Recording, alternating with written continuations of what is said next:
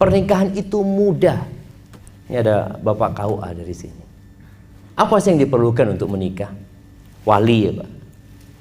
Kemudian 2 saksi. Lalu kedua mempelai, mahar, dan akad nikah selesai. Nggak perlu antum hadir semuanya. Kehadiran kita itu untuk walimah, untuk makan-makan. Makanya tatkala Abdurrahman bin Auf datang dengan ada bekas pacar, mungkin parfum di tangannya, Rasulullah SAW bertanya, "Mahyam ya Abdurrahman?" Ya, ada apa engkau ya Abdurrahman? Kata Abdurrahman, "Tazawwajtu ya Rasulullah." Aku sudah nikah. Artinya dia nikah tanpa dihadirin oleh Rasulullah SAW. Dia udah nikah. Karena yang diperlukan adalah kehadiran walinya sama 2 saksi sama mahar, selesai. Tazawwajtu. Lalu Nabi SAW mengatakan, "Aulim walau bisyah."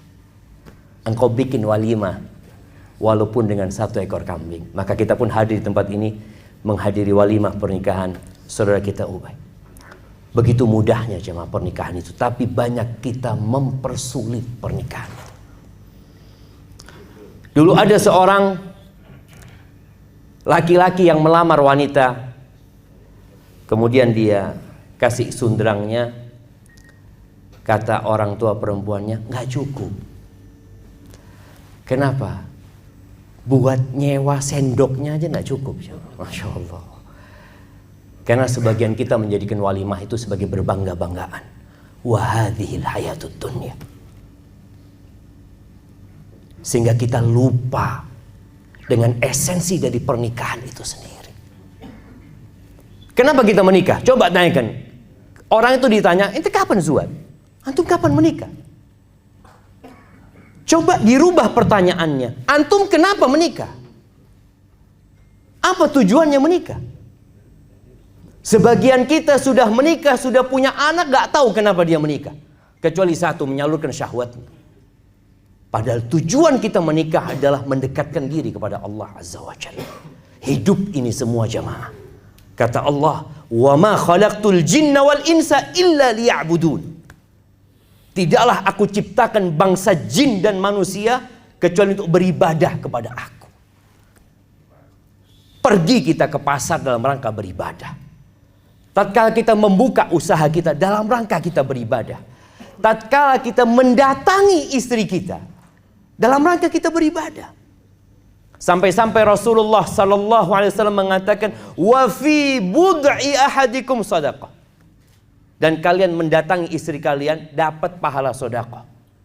Ini sesuatu yang membuat para sahabat takjub mereka. Ya Rasulullah, alaika salatu wassalam ya Rasulullah. Ayati ahaduna syahwatahu wa yakunu lahu fiha ajr. Apakah seorang di antara kita menyalurkan syahwatnya, mendatangi istri, syahwat dia dapat pahala? Apa kata Nabi alaihi salatu wassalam? Ara'aitum law wada'aha fi haramin akana alaihi wizr. Gimana menurut kalian kalau dia salurkan syahwatnya di tempat yang haram, dosa nggak dia? Ya dosa. Kadzalik, seperti itu pula ketika dia salurkan syahwatnya di yang halal. Jadi bagaimana seorang ketika menikah meniatkan dalam rangka beribadah kepada Allah Azza wa Jalla. Ketika Nabi alaihi salatu wassalam menyampaikan kepada para sahabatnya ayat tentang orang-orang yang menimbun harta, bahwa mereka akan mendapatkan azab fatukwa biha jibahum wa junubuhum wa dhuhurum. Harta itu akan dihadirkan menjadi setrika untuk wajah mereka, punggung mereka, perut mereka. Lalu para sahabat mengatakan, "Lau alimna ayyu malin afdal fanattakhidhu." Kalau kita tahu harta mana yang paling baik, maka kita akan cari itu harta. Kita akan berupaya untuk mengumpulkannya. Apa kata Nabi SAW? Afdaluhu, yang terbaik harta yang seharusnya kita usahakan dalam kehidupan dunia ini. Afdaluhu lisanun dzakir wa qalbun syakir wa zaujatun mu'minatun tu'inuhu ala imani. Mau tahu harta yang paling baik? Lisan yang pandai berzikir, hati yang senantiasa bersyukur, dan pasangan hidup yang selalu membantu pasangannya dalam rangka urusan akhirat dan keimanannya. Itu tuh tujuan kita hidup, jamaah. Maka nasihat anak kepada yang belum menikah, yang akan menikah dan yang sudah menikah, untuk mengadakan muhasabah terhadap kehidupan rumah tangga dia. Perlu adanya redesign kadangkala dalam kehidupan kita, jamaah. Rasulullah SAW pernah mendiamkan istri-istrinya. Sebulan beliau punya istri 9. Sebulan tidak ada yang didatengin ke rumah. Beliau hidup di salah satu rumah kecil di dalam kebun. Sampai tersebar berita di kota Madinah bahwa Rasulullah sallallahu alaihi wasallam menceraikan istri-istrinya. Umar datang menjumpai Nabi alaihi salatu wassalam. Dia tanya, "Ya Rasulullah, benar engkau menceraikan istri-istrimu?" "Enggak." Allahu Akbar. Umar bertakbir. Ternyata isu itu tidak benar. Kenapa Nabi alaihi salatu wassalam mendiamkan istri-istrinya 1 bulan? Istri-istrinya minta tambahan nafkah dalam beberapa riwayat. Mereka banyak menuntut kepada Nabi SAW.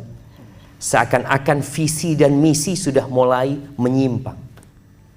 Maka kemudian turun firman Allah di surat Al-Ahzab. Ayat 27, 28 atau 28, 29. Apa kata Allah? Qul ya ayuhan nabi, ya ayuhan nabiyyu qul li azwajika. Ketika ayat ini turun, Nabi keluar dari rumah tempat beliau berdiam, datang ke rumah istrinya satu persatu. Yang pertama beliau datangin adalah istri yang paling beliau cintai, Aisyah radhiyallahu taala. Didudukkan Aisyah sama Nabi SAW. Lalu beliau membacakan firman Allah ini, ya ayuhan nabi qul li azwajika, wahai nabi, katakan kepada istri-istrimu, in kuntunna turidnal hayatad dunya wa zinataha fata'alaina umatti'kunna wa usarrihkunna sarahan jamila. Kalau misi kalian, kalau keinginan kalian adalah kehidupan dunia, kemewahan dunia, kenyamanan dunia, fata'alain, kalian kemari. Aku akan kasih mut'ah, aku akan kasih harta kepada kalian yang menyenangkan kalian, kasih pesangon. Wa usarrihkunna sarahan jamila. Tapi kita nggak bisa bersama lagi, sudah. Selamat tinggal. Kita berpisah dengan cara baik-baik. Dan dikatakan itu kepada istri-istri.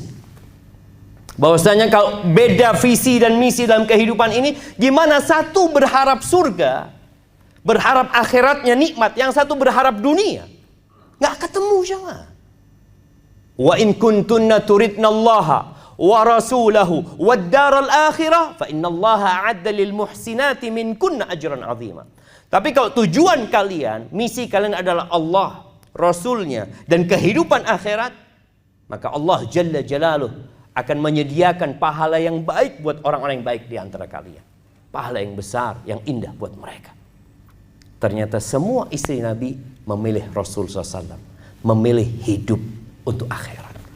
Maka tolong kita memperbaiki niat kita. Kenapa kita menikah? Kenapa kita punya keluarga? Kenapa kita punya anak-anak? Mau dibawa kemana tuh anak-anak? Lihat doanya Nabi Ibrahim buat anak keturunannya. Kebanyakan kita mendoakan anak kita sukses sekolahnya, jadi orang kaya, jadi orang yang berhasil. Nabi Ibrahim berdoa mengatakan, wajnubni wa baniya an na'budal asnam. Ya Allah, jauhkan aku dan anak keturunanku dari menyembah berhala-berhala, ya Allah. Doanya beliau, Rabbi ja'alni muqimas salah wa min dzurriyyati. Ya Allah, jadikan aku orang yang mendirikan salat, ya Allah, dan dari anak keturunanku. Itu yang dipinta. Kemudian bagaimana doanya ibadur rahman?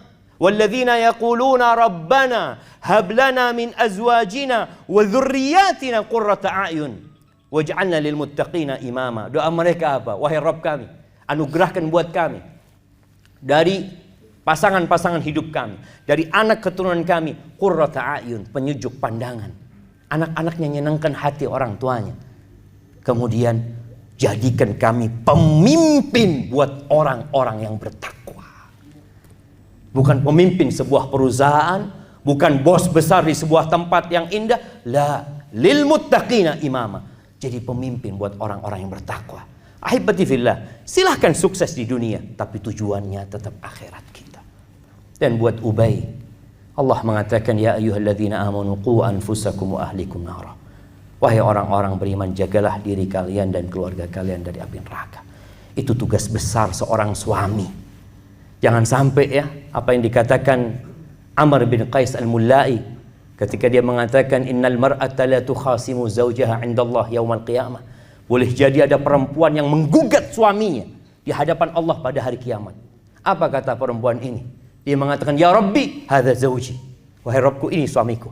Ma'allamani wa la addabani. Allah, dia enggak ngajarin aku. Dia tidak mendidikku. Innama ya'tini bi khubzis suq. Dia hanya menjadi mesin pencari uang. Dia hanya kerjanya datangkan roti dari pasar, dia kasih makan aku.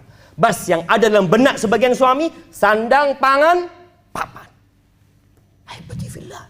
Kita diciptakan untuk mengabdi kepada Allah. Kita punya tugas besar ngajarin istri-istri kita. Kenalkan dia kepada Allah Ar-Rahman, Ar-Rahim, Al-Malik, Al-Quddus, As-Salam. Sampaikan kepada dia tentang nama-nama Allah. Agar dia mati dalam kondisi mengatakan La ilaha illallah. Agar dia mendidik anak-anak kita dengan benar. Itu tugas seorang suami. Jangan hanya berpikir mencari uang, jamaah. Cari uang, kita hidup di dunia. Allah mengatakan wala tansa nasibaka minad dunya. Ya, jangan lupa kita hidup di dunia. Dan doa kita mengatakan Rabbana atina fid dunya hasanah wa fil akhirati hasanah wa qina adzabannar. Dan Ubay akan melihat Nasrah walaupun dia seorang ustadzah, seorang penuntut ilmu, tetap dia perempuan. Yang kata Nabi SAW, perempuan itu naqisatu aqlin wa din. Kurang akalnya, kurang agamanya. Dia tercipta dari tulang rusuk yang bengkok. Lihatlah kepada kelebihannya. Dan insya Allah ketika kau melihat kepada kelebihannya, rumah tanggamu akan diberkahi sama Allah Azza wa Jalla. Dan contohlah Nabi SAW. Khairukum khairukum li ahli. Karena sampai jam berapa ini jangan? Nah, soalnya anak juga nanti lanjut lagi gitu ya. Jemaah untuk Nasrah juga. Nah, iya. Sebelum anak ngomong buat Nasr dan emak-emak yang ada di belakang sana, buat Ubay, Rasul sallallahu alaihi wasallam itu jamaah mengatakan khairukum khairukum li ahli. Orang yang terbaik di antara kalian adalah yang paling baik sama istrinya. Wa ana khairukum li ahli. Aku orang yang terbaik buat istriku, buat keluargaku, kata Nabi SAW. Nabi SAW itu masuk ke dapur jamaah. Beliau bantuin urusan perempuan. Beliau jahit sandalnya yang rusak, timbanya yang bolong. Beliau meres susu kambingnya sendiri. Nggak semuanya beliau minta kepada istrinya. Sebagian kita nih kalau masuk dapur pegang sapu, aib. Apa rejal ini? Allahu Akbar. Khairun nas, sayyidul bashar. Nabi kita Muhammad alaihissalatu wassalam, manusia terindah yang pernah menginjakkan kakinya di muka bumi ini. Beliau masuk ke dapur. Beliau bantu istrinya jamaah. Maka tolong kalau ingin jadi rejal, nggak ada rejal yang lebih sempurna dari Rasul SAW. Sebagian kita itu nus rojul, separuh rejalnya, belum sempurna. Lihat Nabi SAW itu jadi harus sempurnakan, jangan sampai seperempat rejal, full rejal insya Allah. Lihat bagaimana Nabi SAW, beliau menjadi seorang panglima perang, menjadi imam di masjid, ngajar di Masjid Nabawi, masuk rumah sebagai seorang suami, masuk rumah sebagai seorang ayah. Jangan sampai anak-anak ini kalau abahnya pulang, ya Allah, abah kok pulang jam segini? Dia nggak kepingin abahnya pulang. Ada istri kalau lihat rejalnya datang, na'udzubillah, datang lagi nih rejal. Na'udzubillah jemaah. Jangan sampai. Karena ada istri yang tidak merasakan sakinah ketika suaminya di rumahnya. Anak-anak yang tidak merasakan rahmat ketika bapaknya di rumah. Jangan sampai. Dan untuk Nasrah binti Ahmad bin Talib, ana rasa banyak ilmu yang dipelajari Nasrah ketika kuliah di STD Imam Syafi'i. Tapi ana ingin mengingatkan, engkau sudah diserahkan nama abahmu kepada Ubay. Dan para wanita juga harus sadar ya, ketika dia dinikahkan ada perpindahan tanggung jawab. Bukan hanya tanggung jawab, bahkan Nabi SAW mengatakan kepada seorang wanita yang curhat kepada Nabi SAW. Nabi tanya setelah dia curhat, Nabi bertanya kepada dia, alaihissalatu wassalam, ya Rasulullah, adatu zawjin anti? engkau sudah punya suami? Kata dia. Iya ya Rasulullah. Kaifa anti lahu? Gimana sikapmu kepada suamimu? La alu illa ma'ajistu. Aku tidak pernah ya melakukan keteledoran, ya, tidak menservis dia kecuali yang aku tidak mampu. Sebagian wanita mengatakan yang tidak mampu. Maka Nabi menekankan kepada perempuan ini, unduri aina anti minhu, fa innama huwa jannatuki au naruki. Lihat bagaimana sikapmu kepada suamimu, karena suamimu itu surgamu atau nerakamu. Dan ketika Nabi SAW ditanya tentang wanita yang paling indah, yang paling cantik, bukan yang paling cantik ya, yang paling baik, khairun nisa. Siapa mereka? Kata Nabi SAW, allati idza nadarta ilaiha sarratka. Yang kalau engkau memandang kepadanya nyeneng no ati perempuan ini. Sebagian perempuan ini nyeneng no ati tonggoni. Kalau keluar rumah, kita lihat di harim-harim sekarang, ayu-ayu semuanya. Bahkan sebagian suami kalau ngelihat harimnya cantik, mau kemana engkau? Dia bertanya mau kemana? Ini menunjukkan dia nggak pernah cantik di rumah. Dia cuma cantik buat orang lain. Maka tolong mulai sekarang, khususnya Nasrah, engkau jadilah yang tercantik buat Ubay. Buat emak-emak ini, usahakan kalau dia di rumah, suaminya mau datang, dia telepon orang salon, suruh merias dia. Ketika tanya, engkau mau kemana? Lah, aku mau menyambut engkau. Gitu. Masya Allah. Dan para wanita tolong kalau suaminya pulang jangan ditanya dari mana. Jangan ditanya dari mana. Tapi tanya mau apa. Kalau ditanya dari mana akhirnya ke warung dia. Karena kalau ke warung ditanya mau apa. Masya Allah. Ini zen ini kata dia. Daripada anak pulang ditanya dari mana. Maka tanya sama suaminya mau apa. Kalau bisa bikin buku menu kasih suaminya. Fadhol. Mau yang mana gitu, Masya Allah. Itu insya Allah suami nggak nonggol lagi jemaah. Tiap di rumahnya. Dan yang terakhir. Dan yang terakhir jemaah. Yang terakhir buat Nasrah dan buat Ubay. Banyaklah berdoa memohon kepada Allah.